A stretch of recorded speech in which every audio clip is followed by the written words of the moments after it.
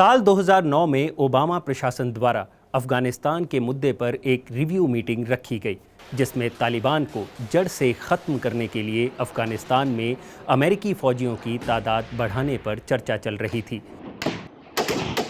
US military के top generals पहले ही 17,000 और फौजी अफगानिस्तान भेज चुके थे और तालिबान के विद्रोह को ख़त्म करने और अफगानिस्तान सरकार को मजबूत करने के लिए वो और 40,000 फौजियों की मांग कर रहे थे।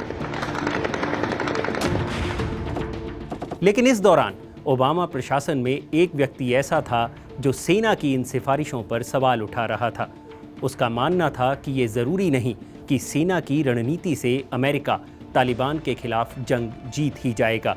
उस शख्स का कहना था कि अमेरिका को सिर्फ अपने स्ट्रेटेजिक गोल्स की ओर ध्यान देने की ज़रूरत है। वो शख्स अपनी बात पर इतना अडिग था कि वो इस मुद्दे पर बात करते करते मीटिंग में चिल्ला पड़ा।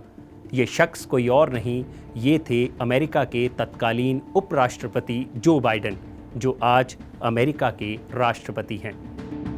लेकिन आप सोच रहे होंगे कि आज हम आपको ये किस्सा क्यों सुना रहे हैं। असल में इस किस्से के तार उस सवाल से जुड़ते हैं कि आखिर क्यों अमेरिकी सेना की सिफारिशों को नज़रअंदाज कर जो बाइडेन ने अफगानिस्तान से अमेरिकी फ़ौजों को वापस बुलाने का फैसला किया। नमस्कार, मेरा नाम है भूपेंद्र सोनी और आप देख रहे हैं अनकट। अमेरिकी आर्मी के जनरल्स और जो बाइडेन के बीच की 10 साल पुरानी इस खींचतान को बयां किया है बॉब वुडवर्ड की किताब ओबामा's वॉर्स में। इस किताब में बॉब लिखते हैं कि अमेरिका के मिलिट्री लीडर चाहते थे कि अफगानिस्तान में बड़े लेवल पर आतंकवाद विरोधी मिशन चलाया जाए ताकि अफगानिस्तान में स्थिति को ठीक किया जा सके। लेकिन बाइडेन इससे इत्तेफाक नहीं रखते थे। वुडवर्ड लिखते हैं कि अक्टूबर में हुई एक मीटिंग में बाइडेन ने मिलिट्री लीडर्स के आगे 2 सवाल दागे। उनका पहला सवाल था कि आने वाले समय में अगर अफगान सरकार ही आपराधिक गतिविधियों में शामिल हो जाती है तो ऐसी स्थिति में फौजी क्या करेंगे। उनका दूसरा सवाल था कि अगर सरकार की गवर्नेंस में अगले 1 साल में कोई सुधार नहीं होता तब क्या होगा। किसी के पास उनके इन सवालों का जवाब नहीं था। इसके बाद बाइडेन ने ओबामा को कई मेमो लिखे, जिसमें उन्होंने आतंकवाद विरोधी मिशन को छोटे लेवल पर अंजाम देने का सुझाव दिया। बाइडेन ने ओबामा को ये भी सलाह दी कि अमेरिका को अफगानिस्तान के सुधार पर ध्यान देने की ज़रूरत नहीं है।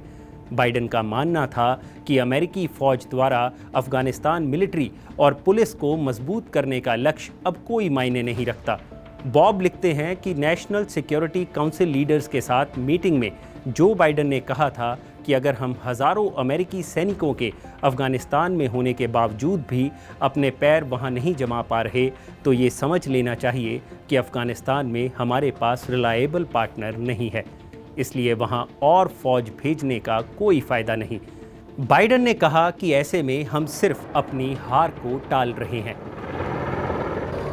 वुडवर्ड अपनी किताब में ओबामा और बाइडेन के बीच एक फ़ोन कॉल का जिक्र भी करते हैं, जिसमें बाइडेन कहते हैं कि अगर हामिद करज़ई की सरकार गिर भी जाती है तो उसमें कुछ बुरा नहीं है। लेकिन ओबामा उनके इस विचार से सहमत नहीं होते। ओबामा एडमिनिस्ट्रेशन में वो जो बाइडेन ही थे जो अफ़गान वॉर के खिलाफ थे, लेकिन अगर उनकी सिफारिशों को पूरा मान लिया जाता तो अफ़गानिस्तान से फ़ौज को बुलाना पड़ता, जो किसी को भी मंजूर नहीं था। लेकिन उसके बाद वाले वक्त में वही हुआ जो बाइडेन ने पहले ही भांप लिया था। ना तो अमेरिका वहां स्थिर सरकार बनाने में सफल रहा और ना ही अफ़गान फ़ौजियों को युद्ध के लिए तैयार कर सका। डोनाल्ड ट्रंप भी अमेरिका की हार को अफ़गानिस्तान में टालते रहे और जब ये फैसला जो बाइडेन के कंधों पर आया तो उन्होंने वही किया जो वो 1 दशक पहले करना चाहते थे।